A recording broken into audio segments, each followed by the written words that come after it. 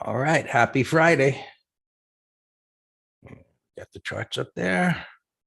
All right. Here we go. So we got this bounce. It cleared resistance. It has room to go up. But do these institutions just not care about the big picture? And the big picture has changed somewhat. Right? But I've got these charts up here because everybody's talking, has been talking. Are we going to go into a recession? Okay. And Fed meeting next week, right? They're going to raise 75. If they don't, well, I don't know what'll happen. Someone get a scolding, maybe more. But what this is telling us here, right? And did you see interest rates yesterday? Wow.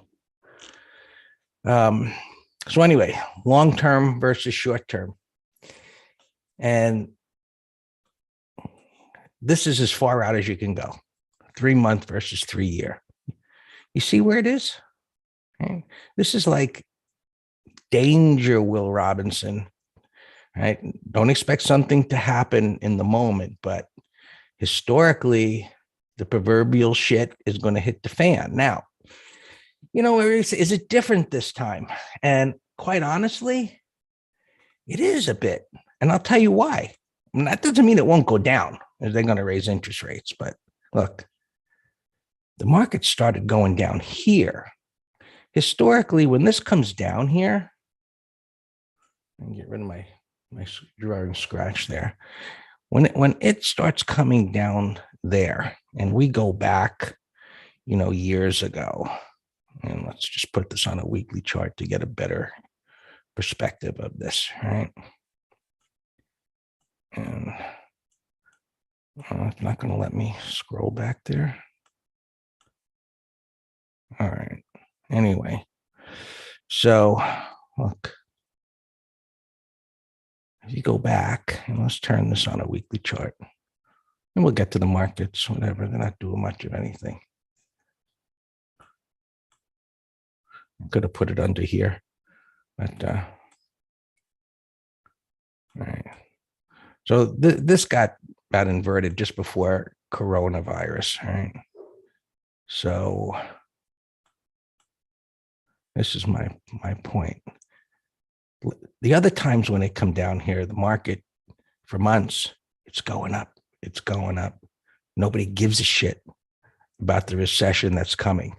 And if you're looking at this and other things, it's coming, but the market doesn't care. Right? And scroll back to March of 2000 or just before that. And we don't care. We don't care. And all of a sudden, it hits the fan. Now here, it's like, oh, we know what's coming. And down it goes. And so now, seeing where this is at, and once they raise interest rates in the 3-month, well, the 3 months already up there, right? Maybe it's going to go a bit higher. And looking at yesterday, go back to the daily chart. They gapped up and plummeted down, big red reversal bar, and they're lower here this morning, right? So this 10-year, which we already know is inverted with the 2-year, but is now coming down. What's the level? It's still got a ways to go before it would meet the 3-month. And here's the 30-year at 3. And that's moving down. So it's got some room to go. But it's coming down here to where it's always provided the most reliable information of a recession. But the markets have been leading the way down. So it's like, the market's information is spreading faster, beliefs are spreading faster, and which say they raise interest rates, they're going to raise interest rates. And we got earnings reports coming out. I mean, I don't know how they can be good, tell you the truth, these tech stocks that led the way down. But, maybe that's going to be the capitulation them raising interest rates, the tech, and maybe it'll be, just buying instead of, hey, get ready to sell, get ready to sell. And, it was going up, get ready to sell. And it's like, yeah, okay, I'm ready. When's it going to happen?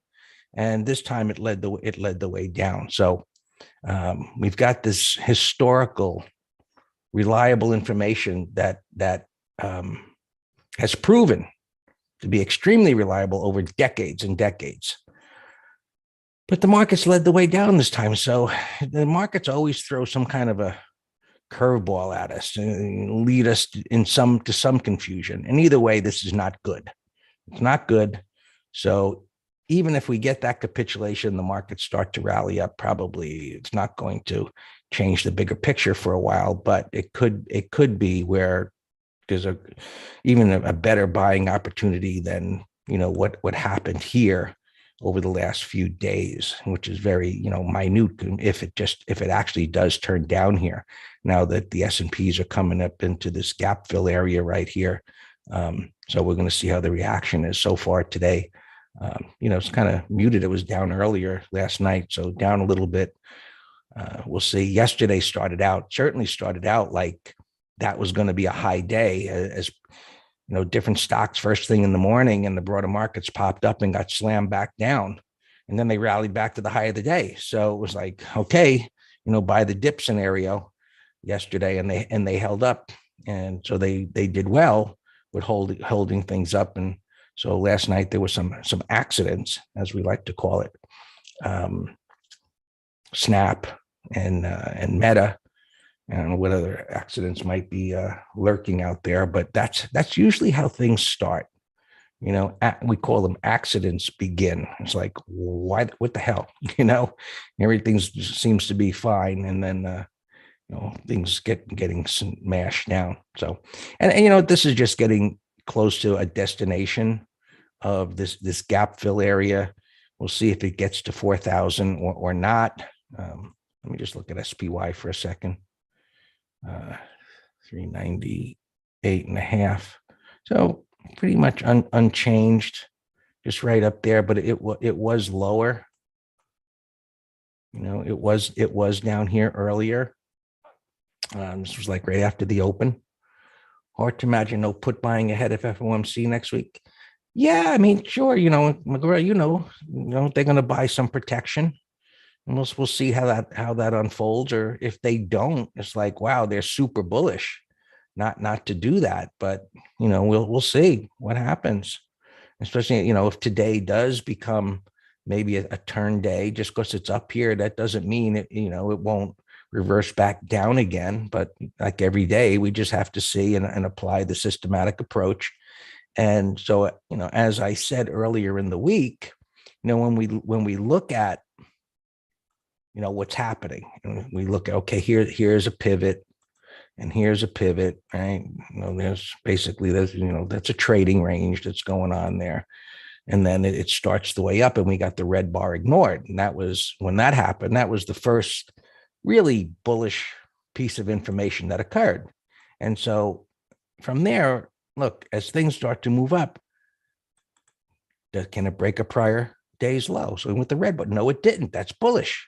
And it goes up a narrow range day. It's easier to break a prior day's low. Does it break it? It came down to it, but it didn't break it. And now we've got a wider range bar. It's not, I would say, a wide range bar, right? Because, that's a wide range bar, right? And it's always relative to what preceded it as to what's a wide range bar. So while that is wider than yesterday, I wouldn't really call it a wide range bar. But you don't always need to get a wide range bar to make a turn. So, here we go. It's going up a little bit more, right? 3, whatever. I can't get on there. Maybe it'll gap up a little bit, and we'll see if it gets up to 400. Maybe we need to see it tag 400. And I don't know. We can take a look at what the open interest is there at 400 and 32,000. So that's the biggest strike of open interest. So that's going to be a wall, right? What do they call that? A call wall, McGraw? Yeah, call wall. it's a good appropriate name, a call wall. This is a big open interest there, which tends to act as resistance. And you got a gap fill. So looking at, we never look at one piece of information, meaning, oh, what if the 200-day moving average was there? Well, okay, fine. Is it lined up with price resistance? We've got a whole number there. Is there large open interest there? Yes. Is this in alignment with some resistance? Well, not exactly, but there is a gap fill. It's an area. So it doesn't have to be completely aligned, with your protractor and whatever else little mechanical tools you use to be completely exact. Trading isn't about being completely exact like that. It's about knowing you're in an area. So maybe it needs to tag that. And so another 1.5, 1.25, to get up there isn't too far. And then we see if it starts to roll back over again. It was telling me 44,005 is the high in ES Thursday pre-market. Okay, so that's good information. That would be up here, right about up there. You can see my cursor. I'm not looking at the exact thing, but this moved up there. And so if SPY does get to 400, right, you see this is poking around on 4,000. Odds are this will take out this high. Right, so if we're looking for a turn day, right, let's just say because it's up multiple days in a row, and we're looking for a turn day, it may or may not happen. But prior bar's low is support. If we get a turn day, how deep does it close into the green bar? This is just common sense. And, say this little green bar goes up and it's a little red bar. Okay, fine. That's maybe. If it closes way down here, a big red bar. Oh shit, that's powerful. That thing's going to go down on Monday. So we'll see what it is. If we close with a green bar and it's up here, it's like, well, that's a bit too over enthusiastic, and prior high up there, it's going to get smashed. But let's see, let's see. Friday weekly chart bar is not done, day to go, but this sideways price action we've been in for a month has gotten into this little space, what we call a void within the downtrend, and we shall see what happens next week with Fed, tech earnings, and all of that stuff. In any event, right, we see what's happening with the yield curve. We see where prices are at. We see they're in a downtrend on a longer time frame. We look at internals, and breadth has gotten to an extreme, but it should after certain days up. But the option traders, they're not going, bonkers buying an excessive amount of calls. Now, one of the things to look at here is like with this move up that you can say, how powerful is this? That's not the one that I want. Yeah, this will do it. S&P is going up. Well, look at the breadth day to day. It's getting weaker and weaker as it's making new highs. So look, we say price is king. That's what we trade. We don't trade this, but this gives us an insight as to what's going on under the hood. So as this made the turn here and over here, there was great buying, right? And now as it's going higher, it's getting weaker. All right. So be careful. Maybe don't put on as large positions or start tightening up stops. Yeah, McGraw's telling me they're buying very short-dated calls, so they're not over-enthusiastic. They're just recognizing that there's short-term strength here and trying to take advantage of it. That's all good. All right.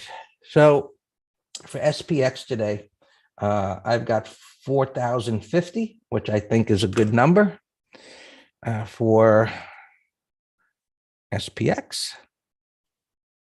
It's on SPX. This is going to fill in. I had it. I'm using this just to show you guys. This is ridiculous what they've created in this platform as far as placing a trade. You'd never be able to do it. It's not even filling in. Maybe I have to refresh it. But anyway, on the other platform, 4,050, which should be a safe zone, safe strike. And if it should reverse back down, look for something under 3,900, but I would wait for it to turn back down again, assuming that it does and starts coming in, and then, something below 3,900 that has the adequate premium. Okay. So 40.50, if it pokes higher, it could probably go a bit above that. Right. So there you go. All right. NQs. Right. So far, a little inside day, gap down. This is into the resistance area. Right. Oh, you're welcome. Nice on YouTube there. Hey, hit those up buttons, share the channel, tell friends, get away from the indicator salesmen that, they're out there sitting on, the curb with stacks of $100 bills there talking bullshit. Bring them over to Master Trader and they can learn something. All right. Looking to the left, we know risk is rising, common sense. But you know what? Look, when I say risk is rising, ultimately, most buying spurts like this continue until they reach the ultimate point, So I don't know. So far, it's starting as an inside day. You see the hourly here. It's in a downtrend. Actually, when I look at this for the weekend, there's going to be a lot of things that change from downtrends to up to sideways trends because of the depth of retracement. And so we got to respect even short-term strength within downtrends that, it's coming up to the major resistance area. So what's major resistance? The high prior to the lower low. These were higher lows. So these aren't major resistance. They are resistance, they're pivots. But when we talk about trend analysis based on MTS, it's the high prior to the lower low. And so now my rule, right? This isn't a market guru God rule, but this is my common sense rule, is that, and we can get a little, protractor out here, what's called a fib line, right? And do this, sometimes eyeball it, but I've got these set not to what fib levels are. I put this on just to say, oh, did it really cross the line? If I want to be a little more exact, I can see it did eyeball it, but this is 50% and that's 80%.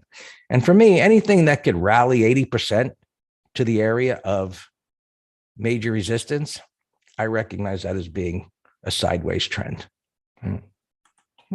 So common sense. All right. Look at Qs, Russell. Daily downtrend broken. Well, I don't draw diagonal lines, Tony.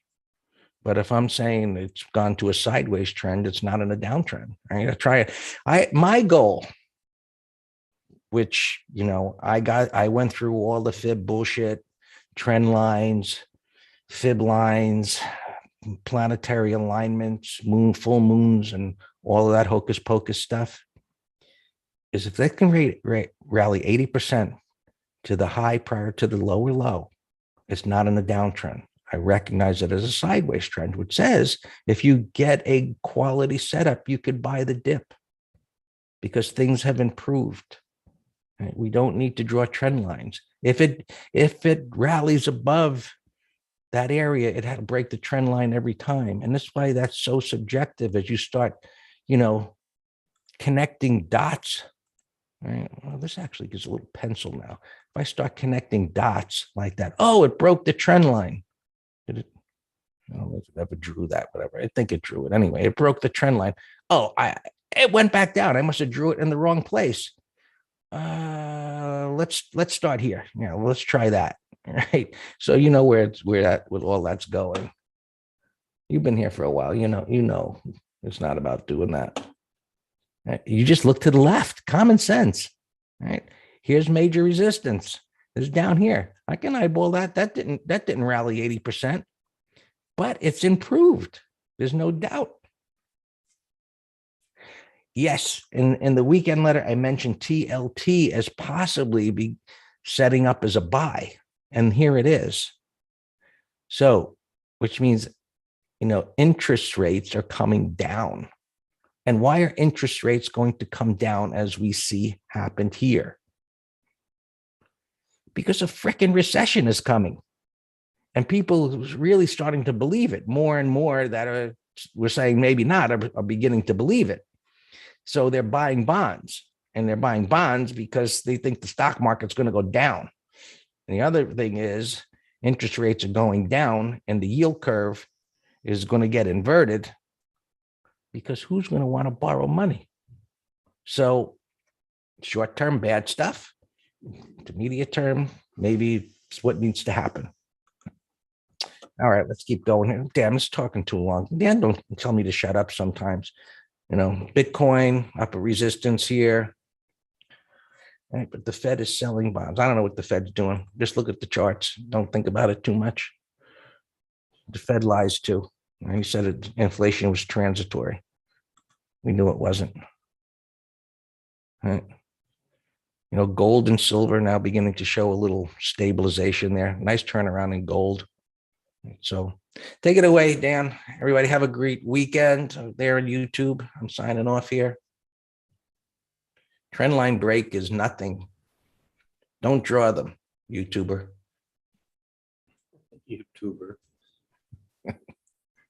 All right, morning everyone. So all our opens are fine. We're 100% bullish stock and option trades, just trailing. I just had an alarm go off here on Riven. Where we got a core long. Look at that beautiful, beautiful weekly chart. And then we got put spreads. That looks great. Let's talk about let's see, the three horsemen are doing great. Spiders, diamonds, IWM, Q's obviously weaker. The big elephant today, Snap, that is one nasty, nasty gap. So that's dragging down the social media stocks, Meta, obviously, ad spending, so on and so forth. So that's damage. That's what you call a Bear Island reversal now, leaving these two guys with unfilled gaps on each side. So that's, I'll be looking to sell a call spread. But the problem is it's down too much right now. Google is in that camp. That could be a 0 DTE call spread. Pins in the sector. That's right, range bound. That actually, McGraw, could be a condor. A couple of my favorites here this morning. SLB gapping up. Let's McGraw put spread on that. 6, nice little gap breakout here. They're being added to whatever index, but it's bottoming pattern with a retest on the weekly. So I'm going to try to sell out of the money put spread on that. Chivo, little material stock, 30-minute high. That is room. We'll come back to it. Dash. We already have a put spread on this, but now it's a gap breakout, bottoming pattern daily, weekly. I said 30-minute high. We can buy that. Maybe target $90. So that is a big 85, 90. I don't know. Bumble put spread idea. Gold. I noticed nice little 180 down here, gapping up from an end of a base climactic weekly. Let's watch that for put spread. Roblox over yesterday's high. We do a put spread. I gave that already. Set an alarm.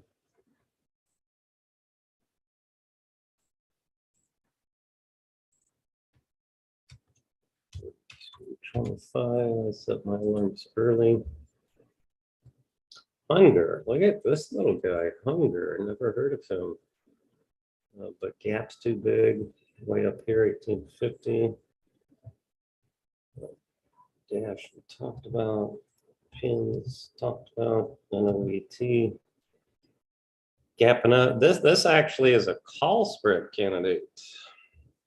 because of it's on earnings and what I call a possible gap and crap. In case you got in here late, here's my huge credit spread watch, and that's why you'll see this one on the call spread side. And it's fading an excessive gap. This would be a put spread, but it looks like it's getting too big now. ASB, put spread idea, and maybe 30-minute high has room to about 2050. Let's see at the open here. I'm just focused on tier ones. I can't tell where you're gapping, but if it opens flat to up a little, no brainer put spread. SIBB getting whacked 380. That could be a call spread, but I think I looked yesterday. He was really juicy. RF gapping up to 21 bucks, 30-minute low, maybe day trade short. Shill, no pattern. 6 we talked about. Until gapping down, that would be a call spread candidate. BJRI sell setup. It looks like it's gapping down here, but not a lot of volume. We'll come back to you. SXT. That was a very bullish close there. I don't see any gap yet. I'll get some alarms here. Red roof in for short puts. BRSK up alarm. We're long stock on that big old inverse head and shoulders.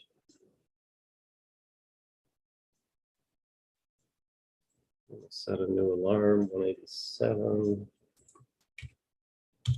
I'll set a low alarm, 183.